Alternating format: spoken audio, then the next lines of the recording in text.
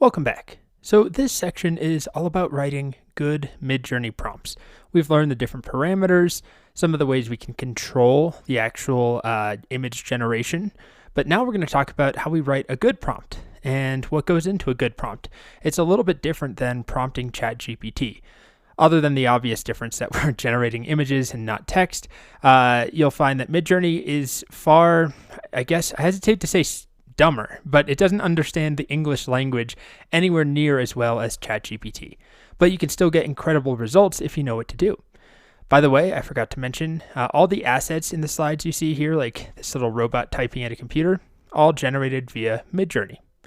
Okay, let's get started. So in this section, we'll talk about writing good prompts, and then we are going to revisit some more advanced prompting tactics and techniques and some other parameters that we can use later on, like image prompts, weighting different parts of a prompt. There's more to Midjourney, but I figured we should start with understanding how to write a good prompt. The first rule that you should always keep in mind is that generally, the longer and more descriptive the prompt, the better. It's not a hard rule. You can get away with super short prompts, but anytime you do something, even if it's just a single word, it will still work, but the output image or images will rely heavily on Midjourney's default styles. Midjourney will pick up the slack and decide what something is supposed to look at. If you don't specify the camera angle, the composition, the mood, the color, the whatever, all the different things that we can talk about in this section. So it's generally better to be descriptive. Now let me just demonstrate this. I'm going to do two imagines. I'll zoom in. Imagine, and let's do something super simple like cuttlefish. This is one of my favorite animals. I'll just do a single word, and I'll be back when that finishes. Okay, it's not quite finished, but it's almost there. You can see some of the detail already. It seems to be relatively realistic looking examples of cuttlefish. And that's great. It's basically the default Midjourney styles being applied.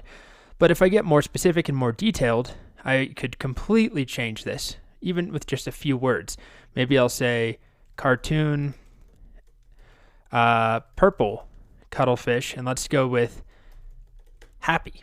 Just 4 words this time, but we'll get a very different result. And this is probably very obvious. I assume, this is not really teaching anything all that remarkable, but I do want to demonstrate that you can get away with just a single word. You can actually even just do an emoji. So while that's going, let's do an imagine prompt with an emoji.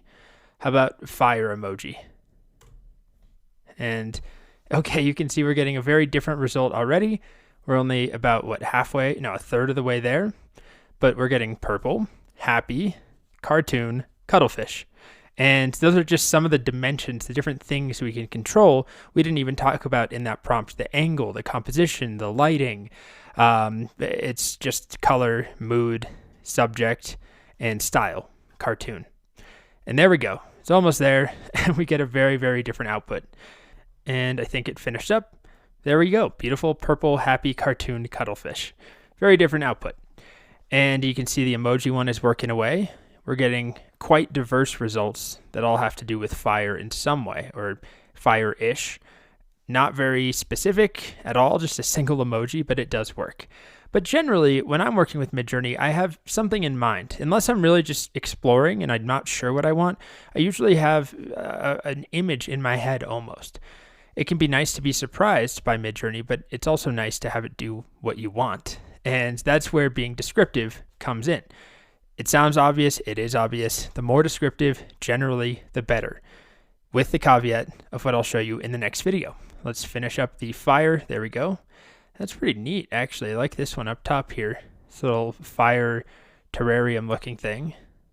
I don't know why it won't load for me. There we go. Yeah, that's neat. Okay, next we'll talk more about prompting.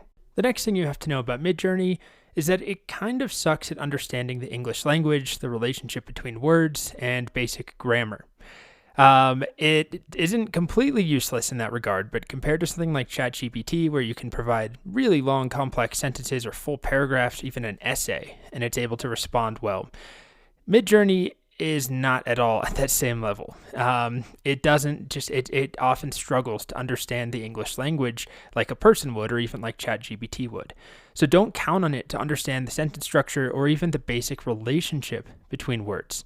And we've actually kind of already seen this when we talked about things like if you write a prompt that says, birthday party without cake or with no cake or don't include cake, it will often just include cake. It doesn't understand the relationship between don't include and cake. And that's another topic we'll revisit when we talk about negative prompting in just a moment. So you don't have to ignore grammar entirely.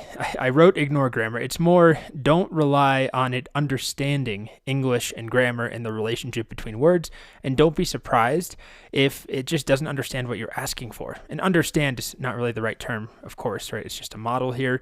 But if it gives you results that you're not expecting based on your input, sometimes you need to simplify the language. And you'll often see prompts on the showcase on midjourney.com or on Reddit that look something like this. A long series of concepts and descriptors, right? Incredibly powerful anime woman. For whatever reason, people love generating, well, I shouldn't say whatever reason. I think we know the reason. Certain people love generating images of anime women. If you go in the showcase and you sort by top or rising, they tend to be all anime women portraits. But that aside, this is not really a sentence, right? It's just a bunch of descriptors created by these people, certain artists, I guess. Movie poster style, box office hit, masterpiece of storytelling, main character center focus, monsters and mech creatures locked in combat, nuclear explosions. Here's another example. Dramatic photo of a blue viper coiled and ready to strike. Flash, fast shutter, detailed eyes, intricate scales. By Annie Leibovitz. Photorealism, bokeh blur, vivid color. This is not really a sentence. This works well. And here's one more example. Photography by Mark Davis in the style of double exposure, Swiss realism, shiny eyes, monochrome landscapes, strong facial expression, mysterious jungle, photographic montage. I didn't write these prompts. These are just taken from existing showcase images that I thought were cool looking. And they work. They gave us, I can show them in a moment. Or I'll show what happens when I run them at least. We get decent results. But it's not a sentence, really. It doesn't follow traditional English grammar.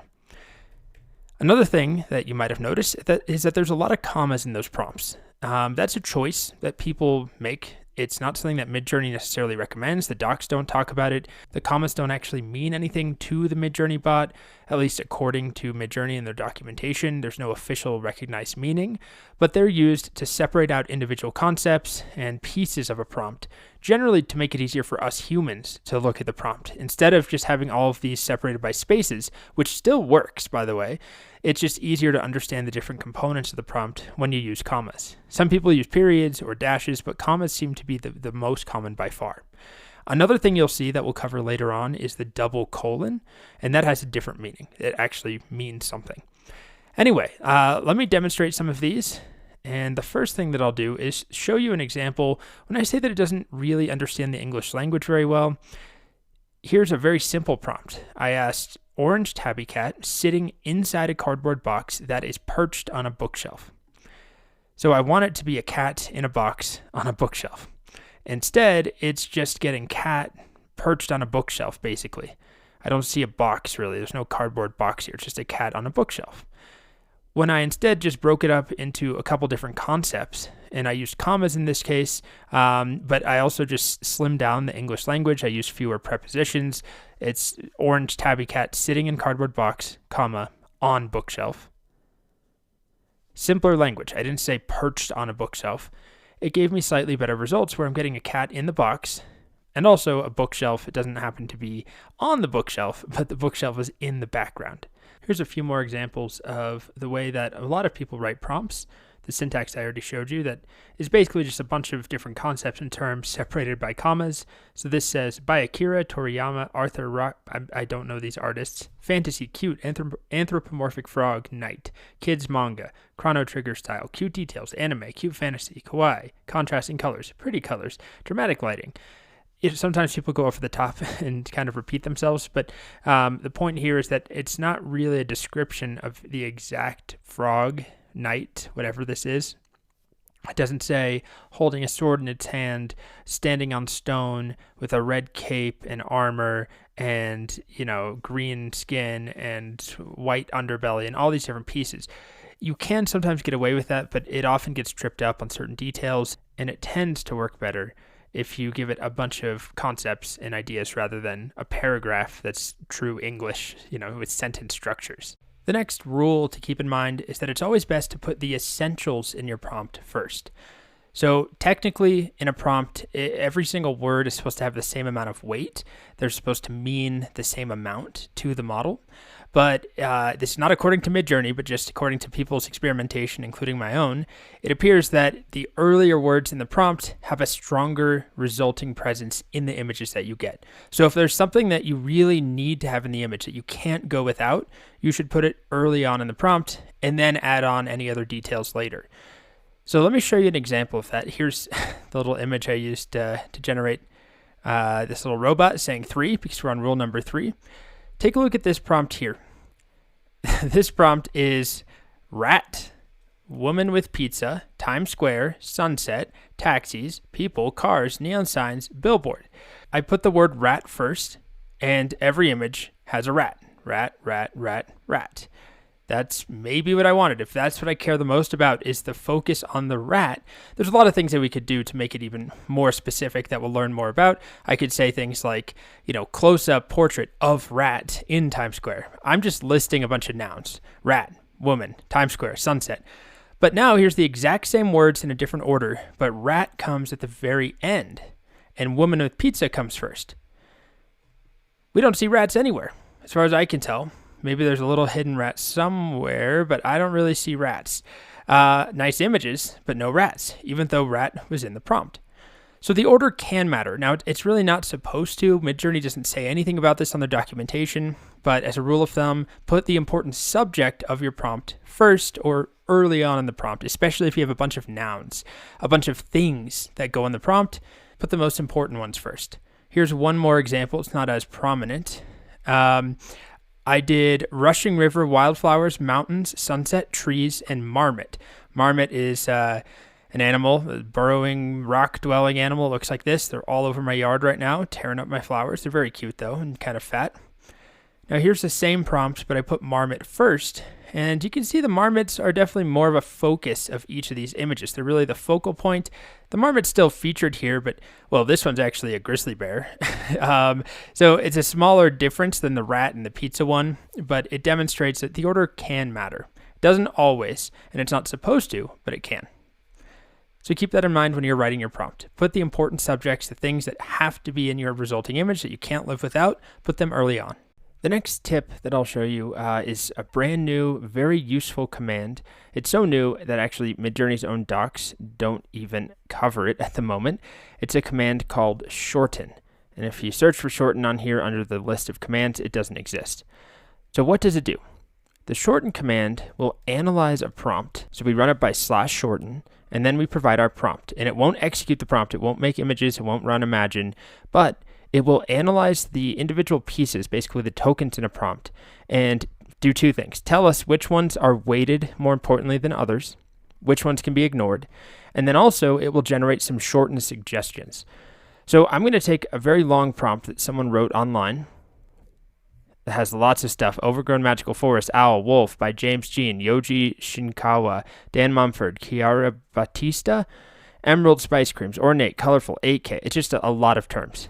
I'm going to pass this into /shorten, and this will bold the important tokens. So pie, overgrown, forest, owl, wolf, this artist name, these other artist names, emerald, creams, black, orange, blue, and then it crosses out certain terms that it's basically telling us are not important. And then it will show us 5 shortened examples ranging from slightly shorter to significantly shorter. But the most important part, in my opinion, is the Show Details button right here. If you click this, this shows us the individual weightings relative to one another of the different pieces, the individual tokens in our prompt. So we can see owl is weighted very heavily. Dan Mumford is. Things like wolf, forest, pie, they're not as significant in this prompt. So I like to do this and take a look, it's new, to understand basically a little insight into the world of the Midjourney model. And if we're getting results that are too owl heavy, well, this shows us owl is the most important token in the entire prompt. So if I run this, we will likely get something very owl-like. Also of note is that the prompts are all significantly shorter than the original, and we see quite a few things that have a weight of basically 0, 0, 0, 0, 0, 0, 0, 0, which is Midjourney's way of telling us those are basically going to be ignored and you don't need them. So let's try running this one here, the shortened prompt. It's still long, but significantly shorter than the original. I'll click submit. I can tweak it if I want to, but I'll click submit. And by the way, these are not going to look anything like the original image. This was done on a different version of Midjourney, but even if it was the same version, right, we probably could try generating variations for centuries and never get this exact result. But as you can see here, the owl portion is pretty present in most of these. We've got owl here for sure, some owl ears, I would say. This definitely has an owl beak. And then Dan Mumford is playing a very important role. So I don't know Dan Mumford's art style, but if we rerun that same prompt without Dan Mumford,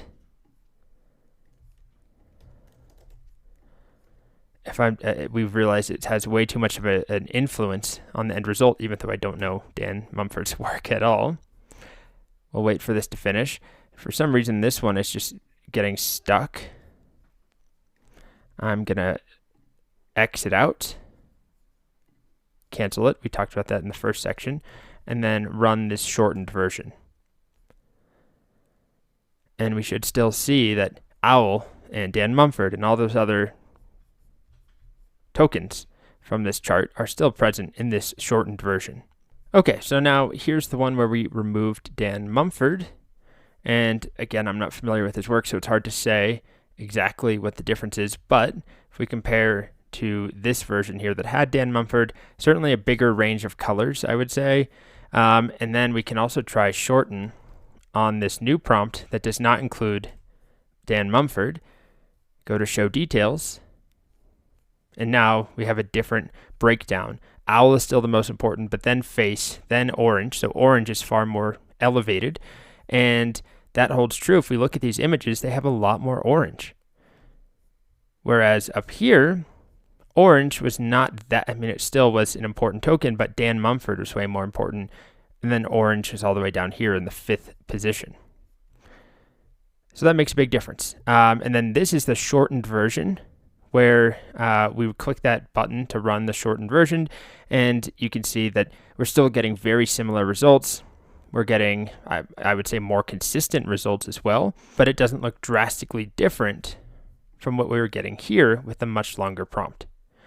So it doesn't mean that you should always use shorten just to completely shorten all of your prompts, because a lot of those tokens that we have removed will still make a difference.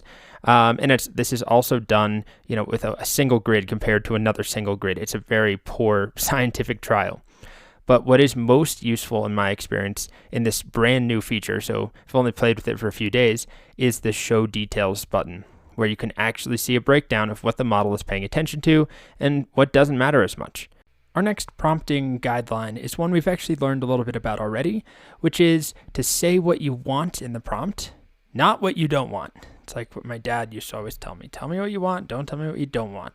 If you write a prompt that uses English, like with no cats or without cats or don't include cats, do not make me an image with cats, your image is likely going to include cats because you're putting the word cats in the prompt. Midjourney, as we've already discussed, is not great at understanding the relationship between words. So instead, use the no parameter that we've already learned. Use it to create a negative prompt, right? So pet shop -- no cats will generate an image usually that will have fewer cats and hopefully no cats than pet shop with no cats. There's another strategy for negative prompting, which is to use weights. We haven't learned about weights yet, but you can assign a negative weight, and that's something we'll cover as well in the next section. So here's a quick example of that. I asked for a nighttime view of a tent in Yosemite Valley, and it gave me some nice images, but then I decided I don't want any stars in my nighttime view. So one option is to just say no stars, which is what I wrote here. Nighttime view of tent in Yosemite Valley, no stars. But I'm still getting stars here and here and here and here. All 4 images have stars. So instead, we do nighttime view of tent in Yosemite Valley, -- no stars. Again, it's not a guarantee, and it can be quite frustrating when you can't get rid of something that's in an image that you want to get rid of. But you can see at least 2 of them have 0 stars. And then these top two have far fewer stars than what we had here with, the whole Milky Way. So it does make a difference, but it is not perfect. It is not a cure-all. Another option for removing things from a prompt we'll learn later when we cover weighted prompting. So in general, it's just better to specify what you want. Don't try and say, don't include this, no this, without X. Instead, use the -- no parameter. This next rule here, this next guideline, is to use collective nouns or specific numbers. And this is straight from the documentation. It's like one of the 2 or 3 things that they recommend on the docs. They tell you to avoid non-specific phrases like multiple people or many sheep. Instead, use specific numbers like 3 people or collective nouns, which is the word for things like flock or herd or a murder of crows, murder of ravens, whatever. There's a name for a group of usually animals, although it doesn't have to be animals. But that's the recommendation here, and let me show you the difference that it makes. So let's do imagine. You can see I just generated this little guy here. Let's do an imagine a 90s Polaroid. Is that how you spell Polaroid? Photo of people at a pool party. Okay. And then let's do one that's more specific. Let's say many people, or a group of people. Let's say many people. And then one more finally where we say 4 people. This seems so silly, but again, it's straight from the documentation, and it can make a big difference when you're trying to achieve a specific result. Knowing how many people or how many animals. Oh, it doesn't like that prompt, really. Okay, we'll try that again with something slightly different then. Many people was not allowed, but people at a pool party was allowed. That is interesting. Well, let's see if it allows this one down here. Okay, so this one's running now. 90s Polaroid photo of 4 people at a pool party, which, as you can tell, it's not exactly sticking to. We have a couple of images that do have 4 people. The other 2 have 3 people. But they all have a similar composition where it's a Polaroid photo of a small group of people compared to when I just said people. At a pool party, we've got a group of, 5, a group of 50, a group of 3, and a group of 2.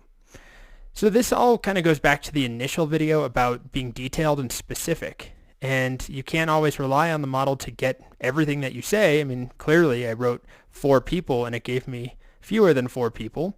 But these are pretty good Polaroid looking. I mean, these really look like photos, don't they? It's quite convincing. Let's try. I ran it one more time. Same deal. I'm getting 4 people, 3, and 3. But it's still closer, presumably, to the end result that I'm looking for than this here where I'm non-specific. I'm including this because it's specifically called out on the documentation. Use collective nouns, use numbers. But I think it really boils down more to just being specific. And one way of being specific is specifying how many of a certain thing. But there's many other ways to be specific, as we'll see throughout the rest of this section. All right, so next we're going to talk about some of the specific details you may want to include in your prompts. Some of them are pretty obvious, including subject. That's probably the one thing everyone usually includes in their prompt. So I'm not going to designate a specific video to talking about the subject, but I think it goes without saying that you want to have a subject generally in your prompt, even if it's just person, cat, car, or, a 1975 Oldsmobile. I'm not a car guy, but I think there was a 1975 Oldsmobile. Who knows? Not a car person. A fairy slipper orchid, whatever the subject is or subjects, you want to put those in the prompt. And generally, you want to put those earlier in the prompt just so that they get the most attention. Even though everything's supposed to be weighted the same, as we saw earlier, it's not always the case. So put the subject early on. Some of these other things, though, like the environment, the mood, the composition, the lighting, these are things you might not think about day to day. But if you were an artist or a photographer, they're really important parts of just the general craft of being an artist or taking photos. And the same is true of writing Midjourney prompts. So in this video, we're going to talk about the mediums that you can use when writing prompts. So you can do basic things like watercolor, pixel art, lino cut, sketch, photograph, needlepoint, graffiti, oil painting, and they all make a massive difference. And everything I show you on this list can make a massive difference. But medium is one of those, certainly, that you may not even consider all the time, but there's a lot of styles out there beyond just the handful I listed here. And I'll show you some reference guides that illustrate different terms for mediums you may not be familiar with. For example, if you don't know what a lino cut is. So let's try some basic examples. I'm going to use the same prompt and just vary the medium. So I just found a lovely bat in my house. I just moved into a house. It's a northern long-eared bat. Thankfully, there's no rabies where I live. I don't know how long it was in this house and how many nights I slept with it, but I've been bit by a bat in the past, had to get rabies shots. It was horrible. Anyway, it's a northern long-eared bat, and we'll start with just the basic drawing, which is really not very specific as a medium. There's a lot of types of drawing. Let's try, watercolor, and one more. Let's do something entirely different. How about a lino cut? Now, while that's going, let me show you one of the references. There's many references out there, lots of people trying to make useful tools and guides for Midjourney. This is one I'll include a link to, where we get a whole list of different mediums, art mediums. So different types of illustrations. Let's look at pencil and graphite. There's charcoal art, there's colored pencil, there's grease pencil, and there's an example of each type. And then just within the world of ink, we have calligraphy versus ballpoint pen art versus ink, fountain pen art, iron, I don't even know what some of this is, India ink, marker art, whiteboard art. If we look at different types of printed materials, different ways of making prints, you can ask for a 3D print, a laser print, a print. You can do things like ask for a monotype or risograph. So if that's one of those where you may not know what a risograph is, but you kind of recognize this type of art when you see it, and now you have a specific term for it. So sometimes it's just about finding the term that corresponds to the style that you like. Let's look at a few others. You can do things like ask it to make origami or pottery. Just lots of different visual mediums. Okay, so we've got the basic drawing prompt. Those are not bad.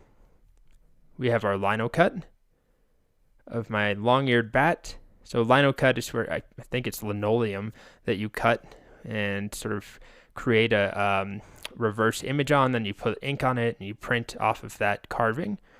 And then here's our watercolor bats. Very simple prompt, right? No other detail, just an animal and then a medium. But it makes a very big difference. Let's just try a few more. Let's do a risograph. Let's try tie-dye. And let's try oil painting. Okay, so 2 of those finished up. Here's the risograph. Those are pretty neat. And where's the other one? Here we are. This is our tie-dye bat. Kind of neat, although if I really wanted it to be tie-dye, I could get more specific and say I want a bat, long-eared bat design tie-dye shirt, if that's what I really wanted. Let's try a few more. There's some really fun ones on here. You'll see a lot of people use movie poster a lot. I don't know why, but people like making movie posters. So we could try a bat movie poster, IKEA guide, pop-up book. I really like the mosaics. So there's a bunch of different types of mosaics. I like this micro mosaic where it's really small pieces put together. So let's try that. Let's try micro mosaic. Why don't we try stained glass while we're here? And then let's try one media that I've never heard of. Interesting. What is this? Pietra dura. Let's try that. I don't even know what that actually is. Is that Italian? And I'll be back when these finish. All right, so here's our micro mosaic built up of all these little tiny fragments of stone and shells and rocks. Pretty neat. Here's stained glass. Nice. And we're still waiting on pietra dura, which it probably means hard rock or hard stone or something. I don't even know if that's Italian, but I think that means stone and that means hard. It's probably a carving. Let's fire off just a handful more. Let's do origami. And then I guess we'll do movie poster because that seems to be a very trendy one. And then let's try something that's not at all a physical art form. Everything we've seen so far is like handcrafted. Let's try, how about a just vector art? So something you would draw in maybe in Adobe Illustrator, for example. So still, I guess, a medium, but not a physical art medium. It's a digital one. And I end up using some of these keywords a lot. If you look at some of the slides I've made in the past, like this is from Midjourney as vector art.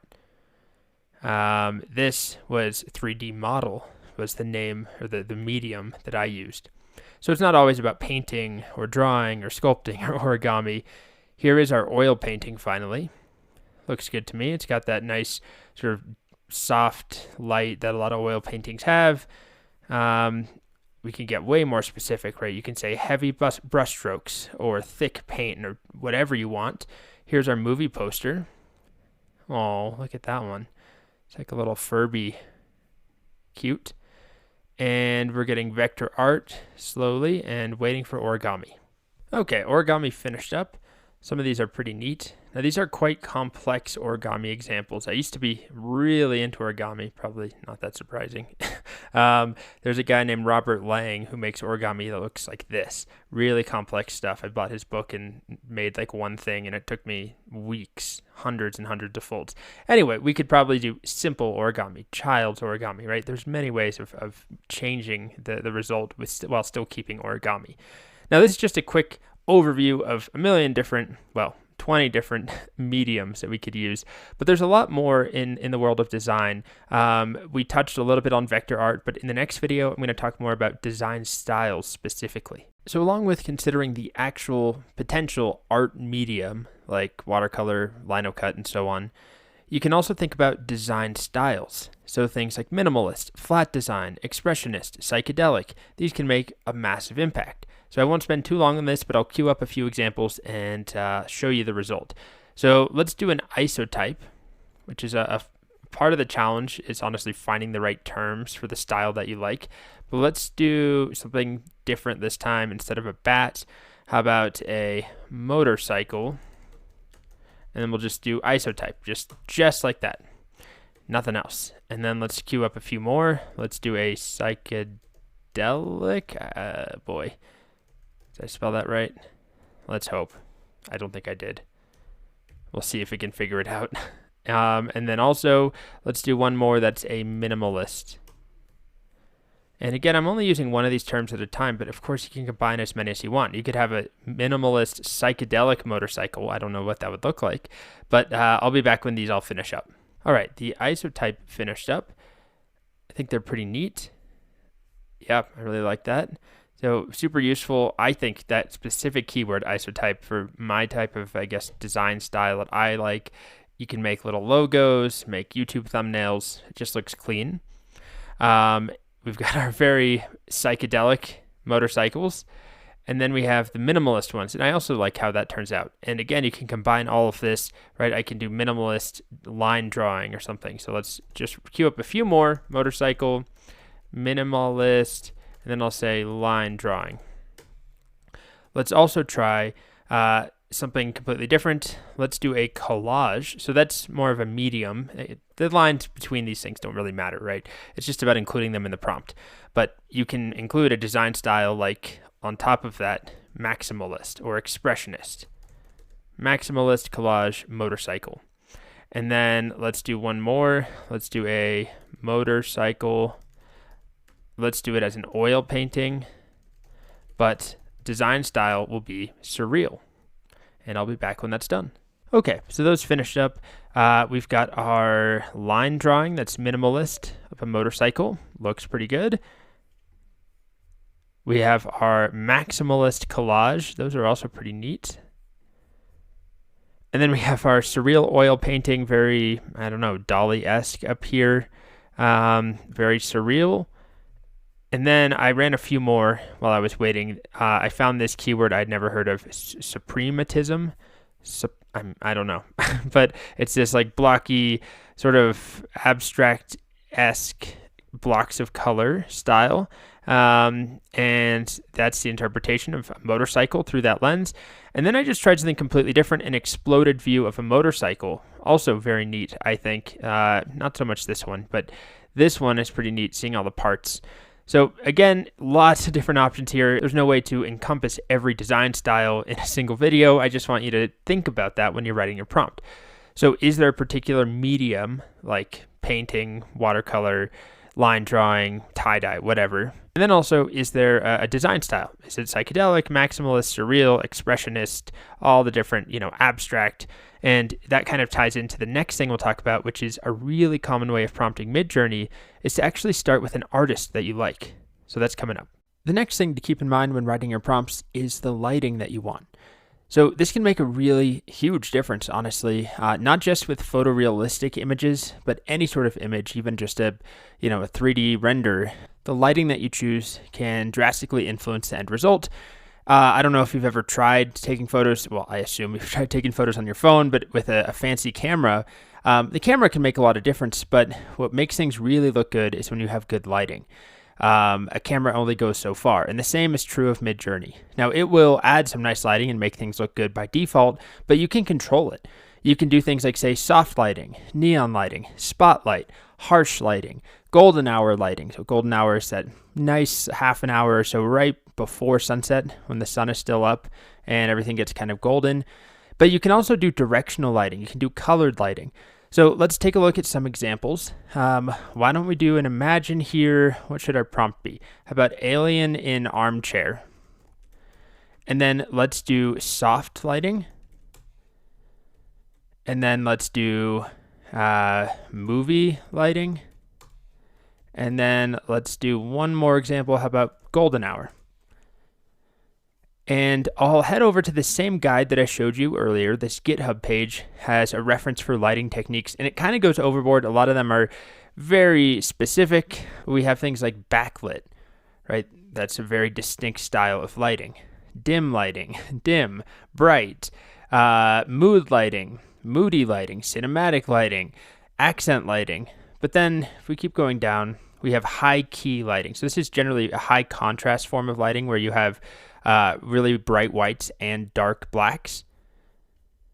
What else do we have? Uplighting and downlighting. So where the lights basically are located. Let's keep going down. We've got concert lighting, light pollution, but then specific types of light. So flood lighting versus spotlighting. Keep going down. You can add sun rays, sun flares, lens aberrations. There's a million things that you can do. And like I said, some of this goes over the top, like, showing you a Coleman lantern. That's not really that's just a subject, I guess. It's not really influencing the lighting of the image all that much compared to saying, that we want UV lighting or infrared or that we want an X-ray. So let's check up. Have these finished yet? Here's the soft lighting one. Okay, pretty soft lighting. Let's look at the golden hour. Also, golden hour looks good. Let's run this again with this time. Let's do high key lighting.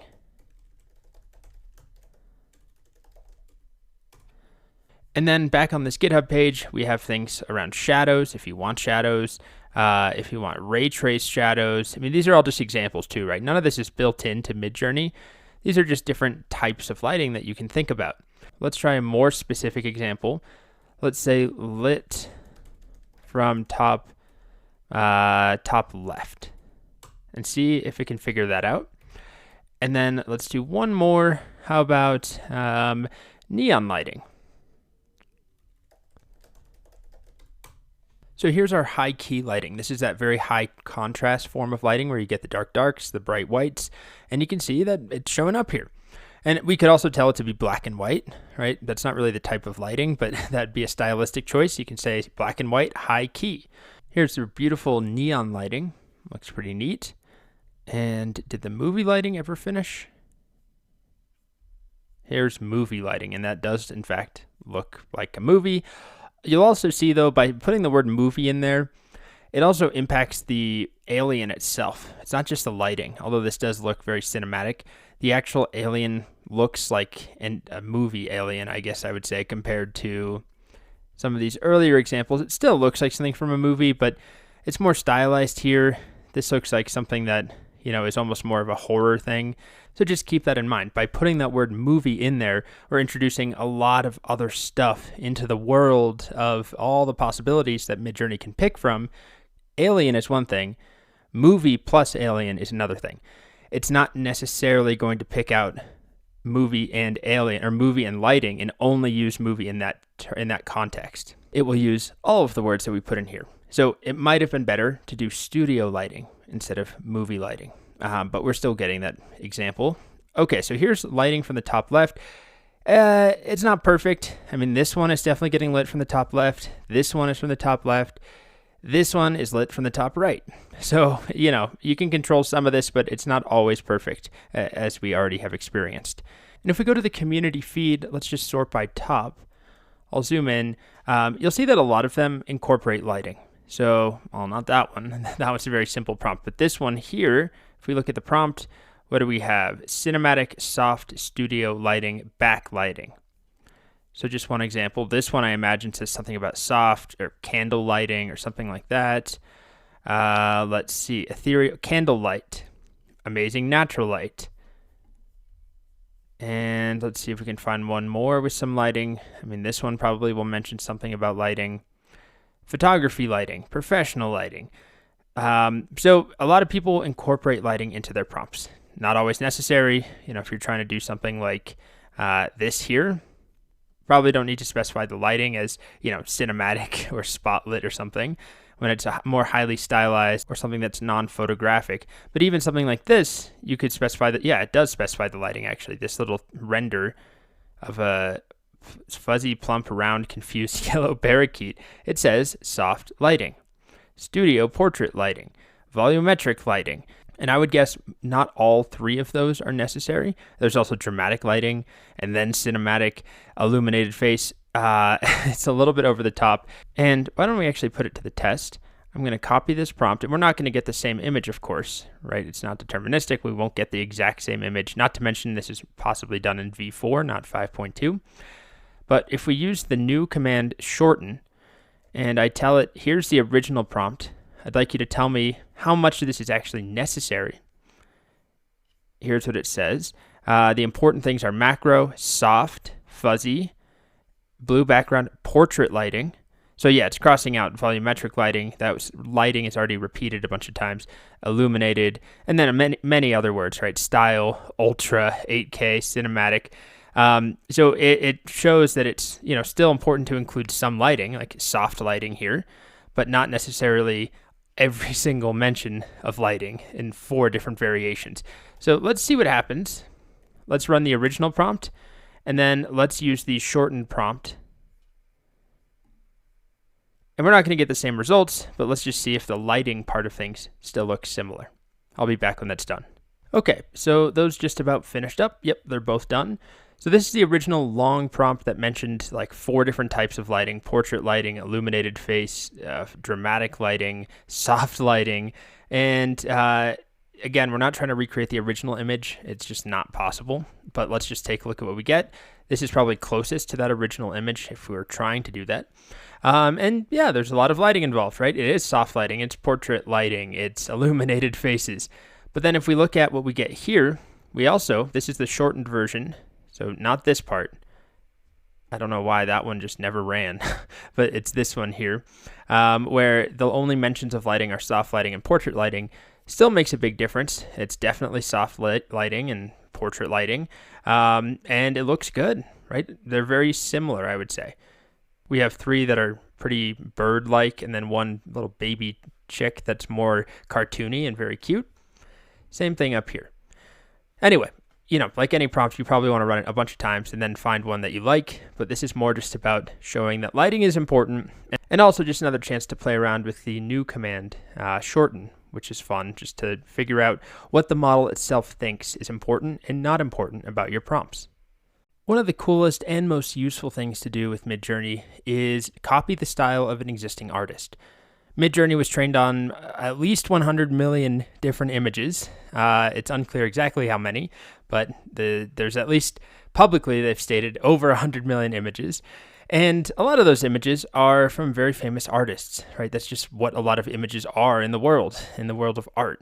And that ranges from things like, surrealist painters like Dali, Magritte, Picasso, Escher, but also a lot of smaller artists that you may not even know about. But if you find an image that you like, sometimes what you can do is figure out who made it and then use that. So if it's just some person, that is a friend, it's not going to work very well, that you just find some painting they've done that you like.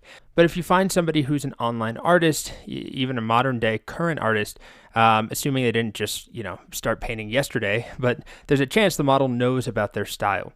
So this can be really useful. Instead of trying to describe exactly what a Picasso painting looks like, it's pretty hard. I mean, I guess you could say cubist and blocky and warped perspectives and whatever, but it's often easier just to use the name of the artist. And the same goes for photographers. So let's try a few examples. And then I'll show you, there's tons of resources to find all sorts of different artists. You don't have to be an art expert. So let's do an imagine here of I like a scarlet. I've been doing too many animals. Let's do something that's not an animal. How about woman playing violin? And then you could just put the word, let's say Pablo Picasso. But what a lot of people do is in the style of Pablo Picasso, in the style of X. And that tends to work very well. So in the style of Pablo Picasso. Let's do a few of these, just very recognizable artists. Let's do in the style of, Banksy. And let's also do one with Salvador Dali. I've already done Dali earlier. How about, let's do Magritte. Okay, and while that's going, I've hit my limit of 3 concurrent.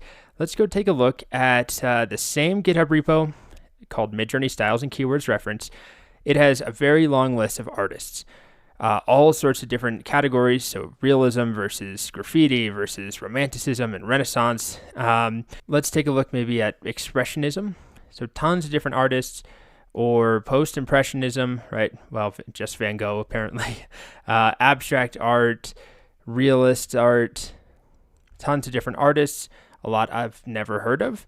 Surrealism, Dali, Picasso, Magritte, Max Ernst, lots of different examples. And when you think about why this is effective or can be effective, when you consider what all goes into an artist's paintings, it's tons of different elements, the way they light it, the actual medium that they use, the style choices that they use. There's so much that goes into it, and you can encapsulate that all with the name of the artist.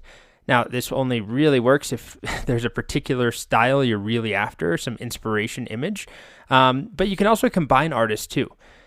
So you could take, if you like the painting style of Grant Wood, who I think he did American Gothic, but you want something that is combined with Alex Gray's psychedelic paintings, you could probably try feeding it in together.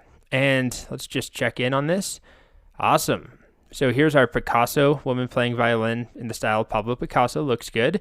Here's our Banksy, also looks good. And then here's Rene Magritte. So Magritte is the guy who did the, a bunch of paintings. The This Is Not a Pipe painting, the apple in front of the guy's head painting. And this kind of captures his composition, where he does a lot of things that are centered in the frame. Although I would still say if we were really going after it, we would try and get it to be an oil or at least an acrylic painting, some sort of painted medium. This to me looks like a Magritte-inspired photo or 3D render. Anyway, let's try a few more. So this works with all sorts of artists. Again, it has to have been trained on the artist's work. One of my favorite photographers is named Gregory Crewdson.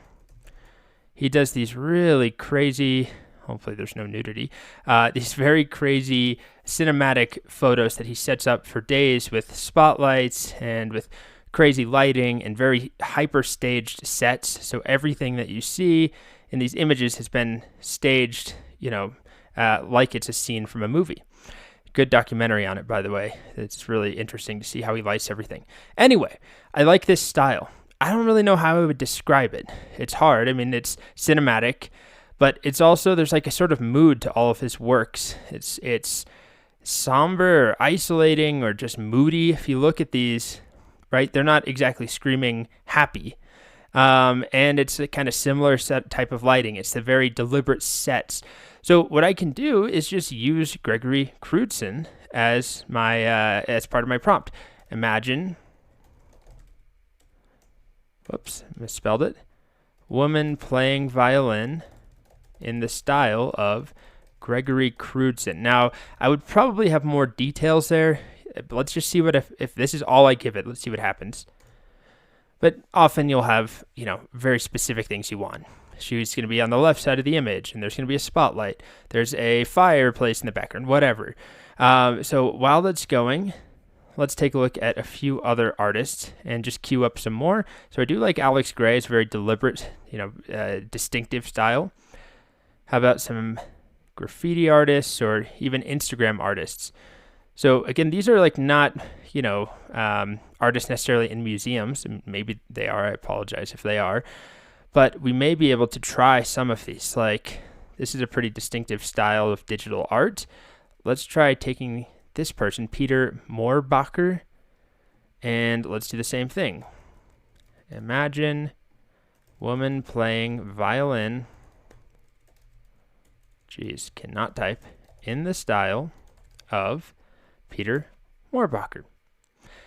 And let's try one more, maybe a manga artist. Ooh, I like that.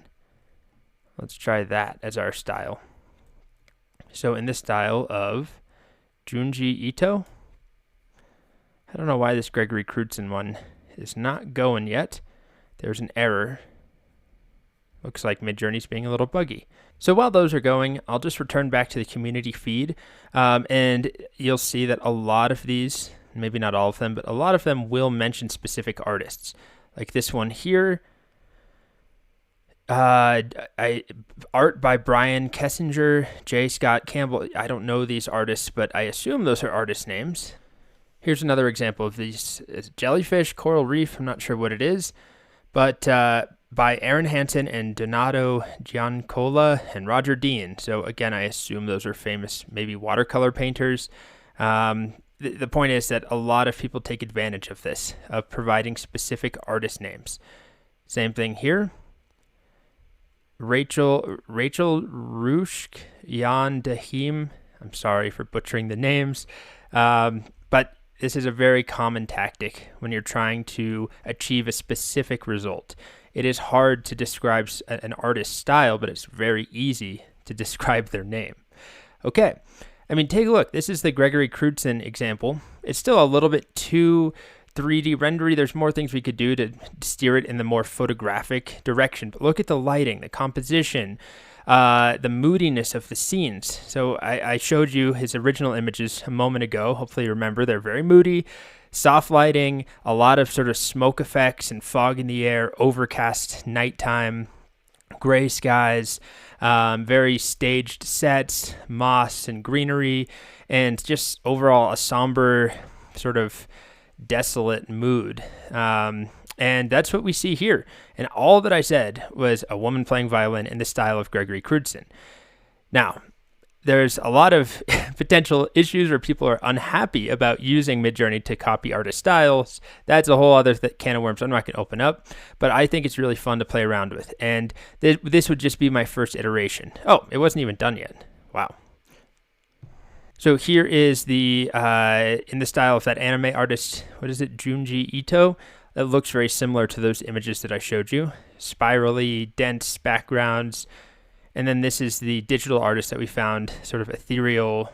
I don't know how to describe it. It's hard, but it looks very similar to that man's work. So very cool stuff and a really useful technique. Now let's end with a few more examples. It looks like this one ran twice. And some of these are certainly more photography, and they all just scream of this artist. I can tell you just because I'm familiar with his work, it's pretty accurate. Now let's try a few more maybe hybrid examples. So instead of copying one artist's style, let's try doing a combination. So one of my favorite artists is Albert Bierstadt. Never said his name out loud actually, but he does these American West paintings that are just completely unrealistic, but very beautiful, crazy lighting, stormy lakes, mountains, wildlife, and they're sort of fantastical. Let's combine his work with maybe, let's do something obvious like Picasso. Let's just see what happens. So let's do imagine, and then I'll say landscape. Is there a particular landscape? I don't know, Rocky Mountain landscape, lake. Let's put a moose in there. And then I'll say in the style of Bierstadt and Pablo Picasso. And this will be a very weird hybrid, but I picked Picasso because it's just going to be very obvious, right? We all know what Picasso's work looks like. And then Bierstadt does these, did I already go past it? Yeah, these very oil painty, beautiful, soft lit fantasy landscapes. Let's try one more while that's going. So the artist Kehinde Wiley does a very distinctive style. He painted the, I don't know if it's the national, what you call it, the White House portrait, or if it's in the National Portrait Gallery, but he did the portrait of Obama that was quite famous with the floral background elements. That's a trend, paisley and florals in his photos. Let's try doing a portrait of, a dog or a cat in the style of Kehinde Wiley. Okay, so I ran dog with bow tie in the style of Kehinde Wiley. And I think that's enough examples, but just for fun, let's do one by Alex Gray. Very distinctive psychedelic lines, sort of fractally. I don't even know how to describe his paintings. And by the way, the in the style of Bierstadt, in the style of Picasso, it finished. I'm not terribly enthused. Here's one that was just in the style of Bierstadt. It is more smooth, I guess, and more oil painty, less blocky. Here's the one that I also added in the style of Pablo Picasso. It's a little bit more blocky. We're not getting any cubist elements really, but I guess you could say there's some Picasso in there, although I'm not super enthused with how that turned out. Now, these definitely look like Kehinde Wiley paintings, although they're a little photographic, so of course we could then try running that again. Just one more example. Whoops. Imagine. And I'll say dog with bow tie, maybe oil painting. So add the medium in there. And let's go back to Alex Gray. And what would be a fun one to paint or to imagine here? How about just a parrot flying? And I'm going to say in the style of Alex Gray. I'll be back when these finish up. Okay, here we go. This is the second time that I ran the dog with bow tie in the style of Kehinde Wiley, but I put oil painting as the medium. This was the first time. It looks painting-ish-esque, but still very, very realistic for a painting.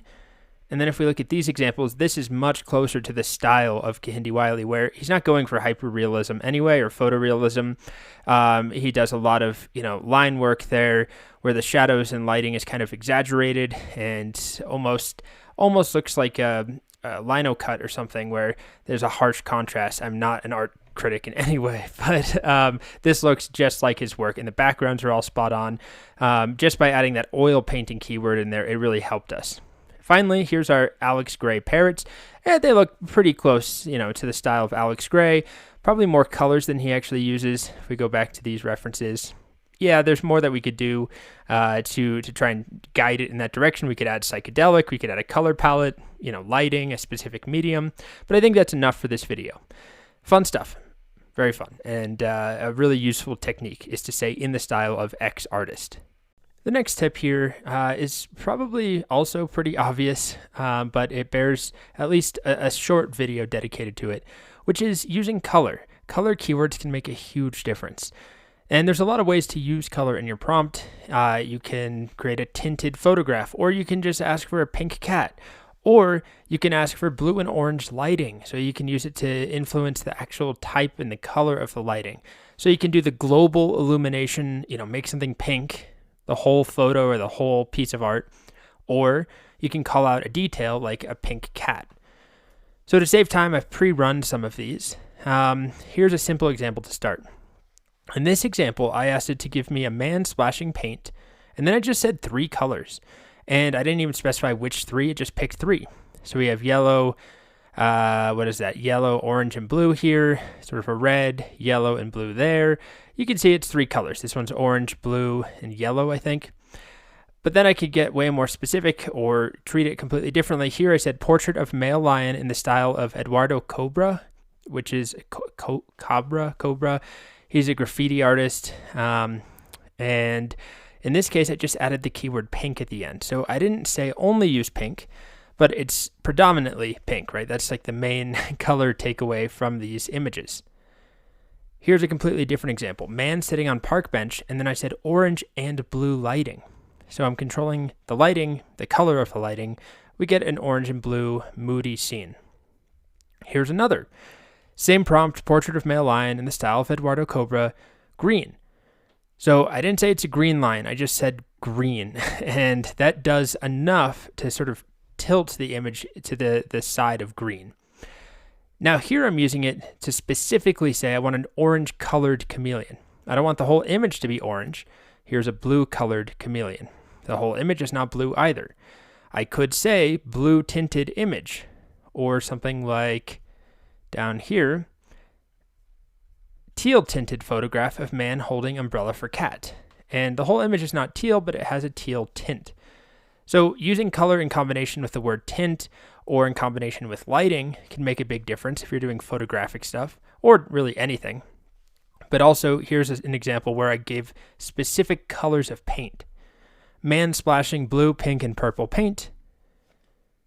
Here we are, blue, pink, and purple paint. So it's pretty good at picking up on colors and understanding the difference between saying a global color like a pink image or pink tinted lighting versus calling out the paint as pink, or the chameleon as blue, or the chameleon as orange.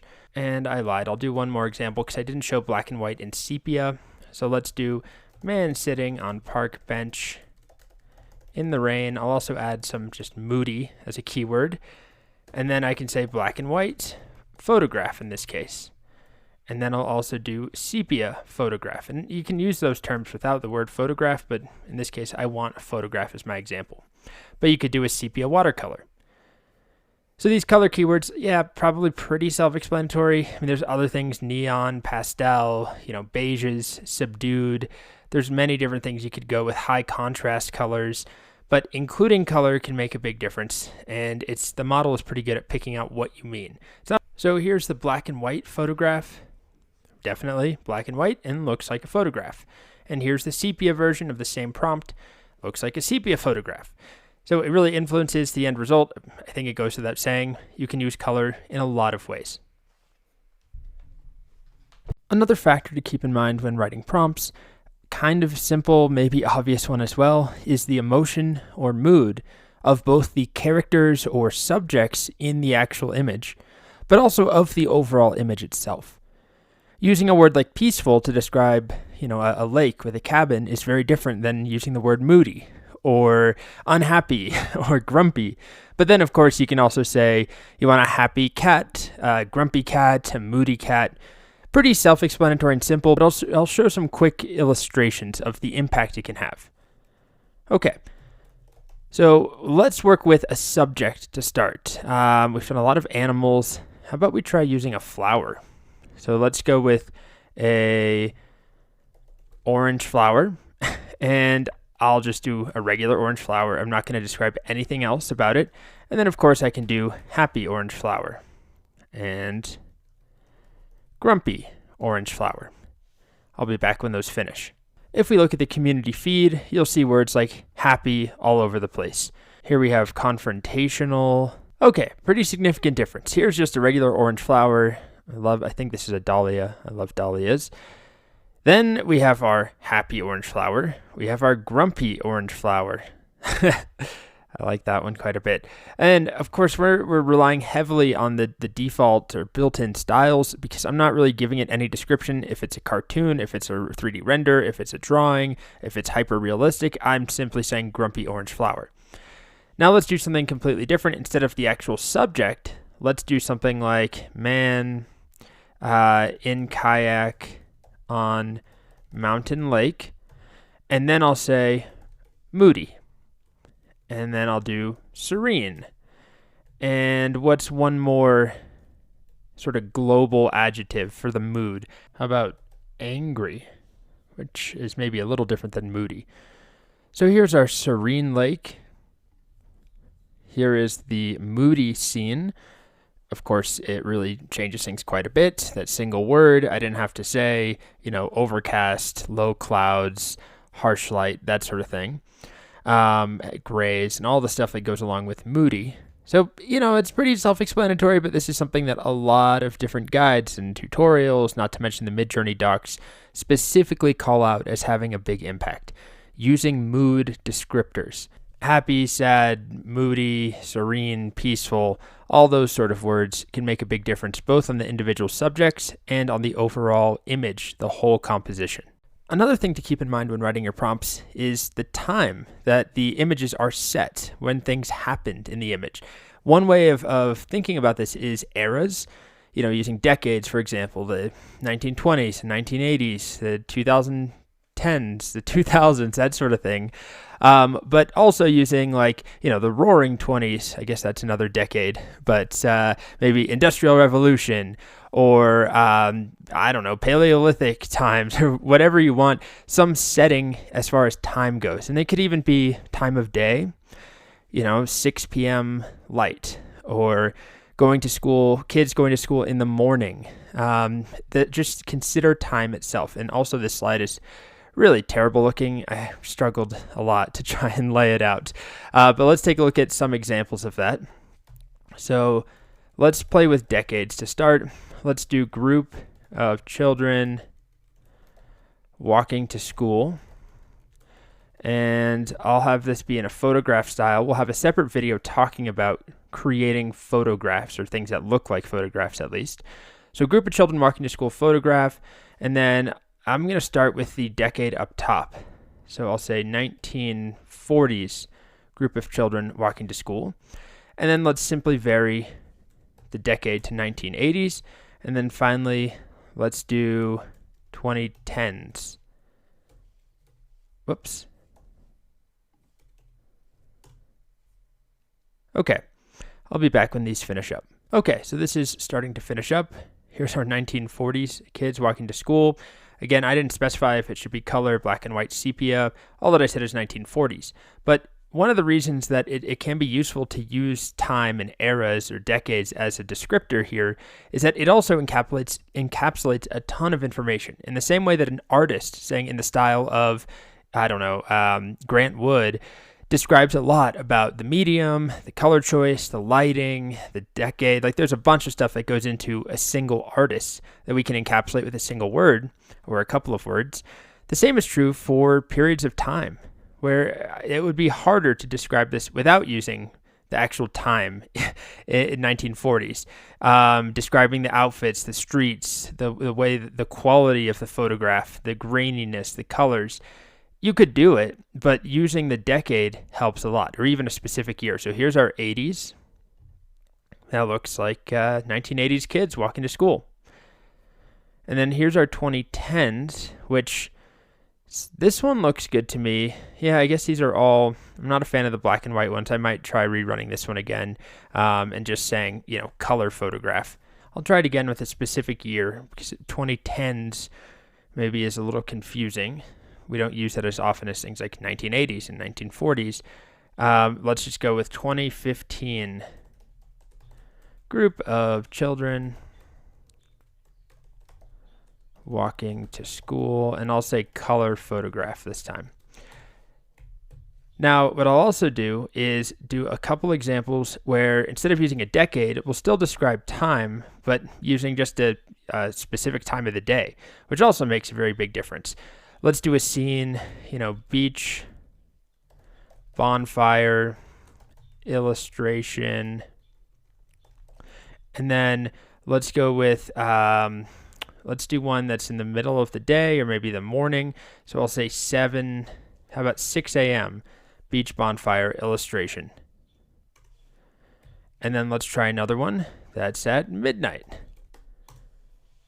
And we should get a pretty big distinction here, just because we're telling it the exact time of day. So decades, eras, any sort of big periods of time. It doesn't have to be a decade. It could be a single year, or it could be a whole century. You could just say Renaissance. You could do any sort of movement in time, but it can make a pretty big difference. Same thing with specifying a particular time of day. So our 6 a.m. one, hopefully we'll get some sunrise. And then our midnight one should be pretty much at night, like pitch black. So here's our 2015's group of kids walking to school. I'm not thrilled with the composition, that they're all walking away from the camera. So, that's something we'll explore next is composition and perspectives. But it does look like a group of kids walking to school in the 2015s. Although it's a very specific, it kind of looks like a colder climate perhaps, or somewhere like in the northeast of the US. So again, we could specify the setting, which is yet another thing we have yet to talk about, backgrounds and settings and locations. Okay, so here's my illustrations. This looks good. Here's our 6 a.m. bonfire. Man, that would be nice with the sun coming up. And then here's our midnight bonfire with the moon in the sky. Looks good to me. So very drastic difference. I think it's all pretty self-explanatory. A lot of this section is just like, here's one after another thing to keep in mind. You don't always have to use them, but these are also just tips a lot of the documentation for Midjourney specifically calls out. So it's worth at least considering for the 2 or 3 minutes of this video.